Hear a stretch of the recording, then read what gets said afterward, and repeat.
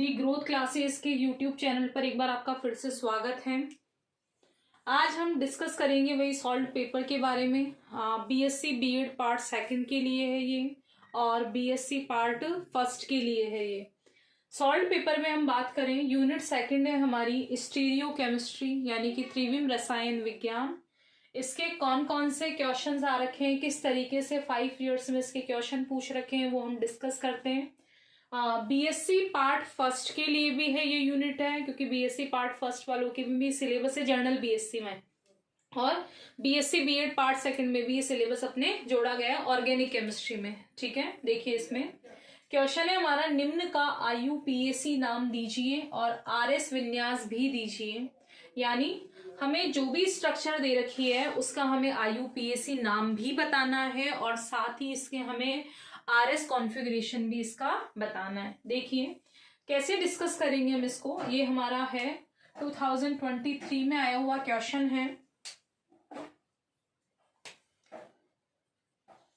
2023 का ये हमारा क्वेश्चन है, और इसके जो मार्क्स हैं वो है 2 मार्क्स का ये क्वेश्चन है। 2 मार्क्स के यानी दोनों 1-1 नंबर के हमारे पास यहाँ पे। देखिए इसमें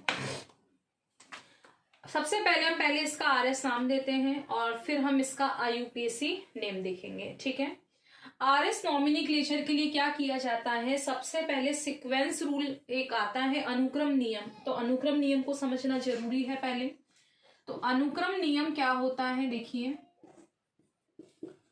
अनुक्रम नियम में क्या करते हैं हम, ये बीच वाला जो सेंटर में है वो सेंटर वाला क्या होता है, कार्बन।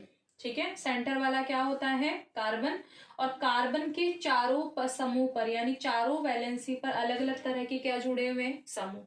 तो अनुक्रम नियम में क्या दी जाती है, प्रायिकता क्रम देते हैं।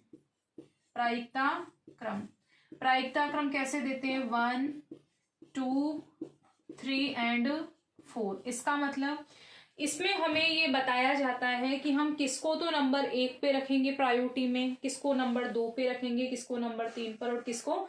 तो अनुक्रम नियम का कहता है कि कार्बन पे जितने भी ग्रुप जुड़े हुए हैं सबसे पहले उनको प्रायोरिटी ऑर्डर दीजिए। ठीक है, प्रायोरिटी ऑर्डर में 1 नंबर किसको मिलेगा, हम इन चारों की बात करें। ठीक है, इन चारों की बात करें तो जो जिसका एटॉमिक नंबर सबसे ज्यादा है, तो परमाणु क्रमांक जिसका अधिक होता है, परमाणु क्रमांक जिसका अधिक होता है उसे प्रायिकता क्रम में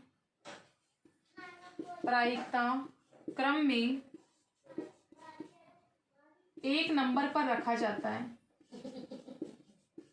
1 नंबर पर रखा जाता है, यानी जिसका परमाणु क्रमांक यानी जिसका एटॉमिक नंबर सबसे ज्यादा होगा उसको हम कितना नंबर देंगे, 1 नंबर देंगे। फिर जिसका परमाणु क्रमांक थोड़ा कम है उसको 2 नंबर देना है, फिर 3, और फिर क्या देना है, हमें 4 नंबर उसको देना है। तो देखिए इसमें कैसे हम इसमें प्रायिकता क्रम देखेंगे। तो इन बीच में कौन है, सेंटर में कार्बन से चारों ग्रुप जुड़े हुए हैं। अब हम जानते हैं कि क्लोरीन जो है वो कितना नंबर पे आता है, अपना 17 नंबर पर आता है। ठीक है, क्लोरीन कितना नंबर पे आता है, 17 नंबर पे। तो इनका प्रायिकता क्रम में क्लोरीन को कितना नंबर मिलेगा, 1 नंबर मिलेगा। ठीक है, क्लोरीन के बाद हम बात करें, एक तो ये कार्बन है और ये भी कार्बन है, दोनों हमारे पास क्या आ गए, कार्बन। तो इनमें से 1 नंबर किसको मिलेगा और 2 नंबर किसको मिलेगा। तो 1 नंबर तो हम दे चुके, 2 और 3 देना है अब हमें। दोनों कार्बन है तो फिर आगे के समूह देखो, इसमें आगे कौन है, हाइड्रोजन, और हम जानते हैं कि हाइड्रोजन का एटॉमिक नंबर 1 होता है। जबकि इसमें आगे कौन है, ऑक्सीजन। तो ऑक्सीजन का एटॉमिक नंबर कितना होता है, 8। परमाणु क्रमांक कितना होता है, 8। तो अगर दोनों आगे सेम दिख जाए तो बाद वाला देख लीजिए। तो इसको COOH को हम कितना क्रम देंगे, 2। ठीक है, तो ये हमारा 2 पे हो गया, और 3 नंबर पे कौन हो गया हमारा, CH3। और हम जानते हैं कि H तो 4 नंबर पे रहेगा हमेशा। क्यों, क्योंकि H का जो एटॉमिक नंबर है वो 1 है। यहाँ अगर ड्यूटेरियम वगैरह आ जाए तो थोड़ा हमें सोचना है उसमें, बाकी इनका। तो हमने इन सभी को नंबर दे दिए, किसके आधार पर दिए, अनुक्रम नियम के आधार पर दिए। अनुक्रम नियम क्या बताता है, प्रायिकता क्रम को बताता है।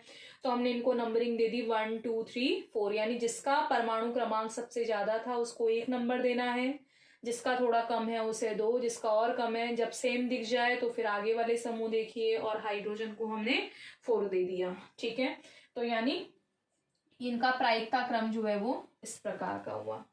तो जब भी हम किसी का भी RS नॉमिनिक्लेचर करेंगे तो सबसे पहले हमें उसमें क्या देनी है, नंबरिंग देनी है RS में हमेशा। ये आप लोगों के नंबरिंग जो है वो RS कॉन्फ़िगरेशन में भी काम आएगा, और जो EZ है, अगला क्वेश्चन हमारा EZ का आएगा, उसमें भी ये प्रायिकता क्रम हमारे काम आएगा। तो देखिए इसमें हम इसमें बात करें तो देखिए हमने नंबर दे दिया, अब हमें इसमें थोड़ा सा इंटरचेंज करना है, यानी कि अंतर परिवर्तन करना है। अंतर परिवर्तन में क्या करना है, हमें जो ये हाइड्रोजन 4 है इसे हमें सबसे नीचे लाना है, इसे हमें क्या लाना है, सबसे नीचे।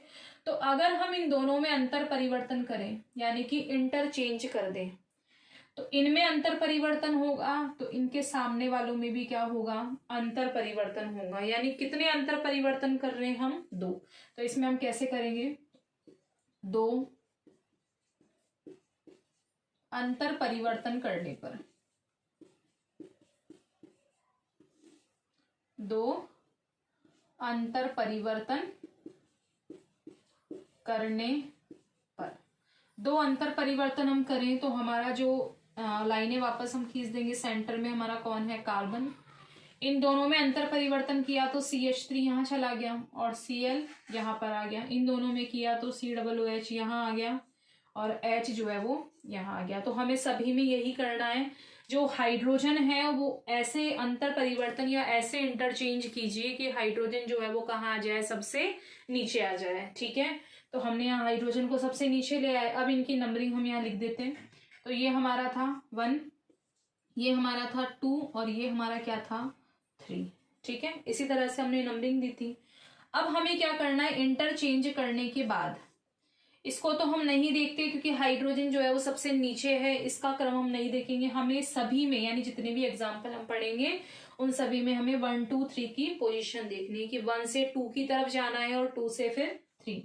तो 1 से 2 की तरफ हम जाएंगे और यहाँ हम 2 से 3 की तरफ आ रहे हैं। तो देखिए RS कॉन्फ़िगरेशन में क्या होता है, अगर कोई क्लॉकवाइज घूम रहा है, यानी कि घड़ी की दिशा में, घड़ी की दिशा में अगर कोई घूमे, यानी जिसकी दिशा अगर घड़ी की दिशा हो तो उसे हम यानी दाईं ओर, R यानी राइट यानी कौन सी ओर, दाईं ओर अगर घूमता है तो उसे R नाम देना है। उसी तरह से S यानी कि एंटी क्लॉकवाइज, अगर एंटी क्लॉकवाइज है तो उसे हमें क्या नाम, मतलब यानी बाईं और लेफ्ट साइड अगर वो घूम रहा है तो उसे हमें क्या नाम देना है, S देना। ये हमें ध्यान रखना है। तो इसमें अगर हम बात करें तो ये ऐसे आ रहा है 2 से 3 की तरफ, लास्ट पोजीशन पर इस दिशा में, तो ये क्या हुआ, क्लॉकवाइज हुआ, यानी राइट, दाईं तरफ जा रहा है तो उसको क्या नाम दोगे, R, और इस तरह से ब्रैकेट में आप उसको रख दोगे। ठीक है, ब्रैकेट में करने के बाद हमें अभी इसका आगे भी नाम देना है। तो देखिए इसका आगे नाम कैसे देंगे, R नाम तो हमने दे दिया, अब साथ में इसका हमसे क्या पूछा हुआ है, IUPAC, यानी आधे नंबर का तो हमारा R होगा और साथ ही आधे नंबर का हमें इसका क्या बताना, IUPAC नेम बताना है। IUPAC नाम आप चाहें तो इससे भी दे सकते हैं और इससे भी दे सकते हैं, उससे कोई फर्क नहीं पड़ेगा। तो देखिए इसमें कैसे देंगे इसका IUPAC नाम, समझिए उसको। हमारे पास है COOH, तो जो ऑर्डर है वो हम लिख लें पहले इस तरह से, या तो हम डायरेक्ट भी इस तरह से निकाल सकते हैं, लेकिन जो लोग इस तरह से नहीं निकाल पाते उनके लिए इजी मेथड है। COOH, सेंटर में हमारे पास क्या था, कार्बन, और इस कार्बन से क्या जुड़ा हुआ है, CH से क्या जुड़ा हुआ है, यानी हम जानते हैं कि IUPAC में सबसे लंबी जो चेन होती है उसको हम सेलेक्ट करते हैं। तो हमारी सबसे लंबी चेन क्या होगी, 1 2 3। इस तरह से भी आप इसमें डायरेक्ट भी नाम दे सकते हैं इसका IUPAC, और जिन लोगों को उस तरह से क्लियर हुआ उस तरीके से भी आप नाम इसका दे सकते हैं। तो COOH, यहाँ C था, C पर क्या जुड़ा हुआ है, H, CH3, और इसी C पर यानी जो सेंटर वाला है उस पर क्या जुड़ा हुआ है, Cl। इसे कहाँ से आप नंबरिंग देंगे, तो नंबर 1 मिलेगा इसको 1 2 3, 1 2 3 है तो इसका नाम क्या हो जाएगा, देखिए 2 पे क्या जुड़ा हुआ है, क्लोरीन, तो 2 क्लोरो। कितने कार्बन है, 1 2 3, 1 2 3 है तो इसको क्या बोलोगे, प्रोपेनोइक अम्ल। प्रोपेनोइक अम्ल। प्रोपेनोइक क्यों कहा, क्योंकि 3 कार्बन थे, 3 कार्बन वाले को हम कहते हैं प्रोपेन, और प्रोपेन में जब आप ओइक लगाएंगे तो नाम क्या हो जाएगा, प्रोपेनोइक अम्ल। तो इसका पूरा जो हमें आरएस और आईयूपीएसी नाम देना था, पूरा क्या हुआ, R2 क्लोरो प्रोपेनोइक अम्ल। चाहे तो इस तरह से निकाल लेना, हमने तो हम डायरेक्ट भी निकाल सकते थे कि 1 2 3, तो यहाँ 2 पर जुड़ा हुआ है क्लोरो और ये क्या हो जाता, प्रोपेनोइक अम्ल। ये हमारा कंप्लीट हुआ फर्स्ट। इसी तरह से हम सेकंड की बात करें तो देखिए, इसको आप एक बार नोट डाउन कर लीजिए।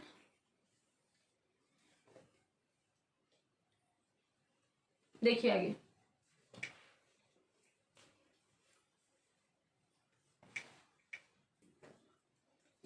देखिए दूसरा, सेम ऐसे ही हम दूसरा करेंगे।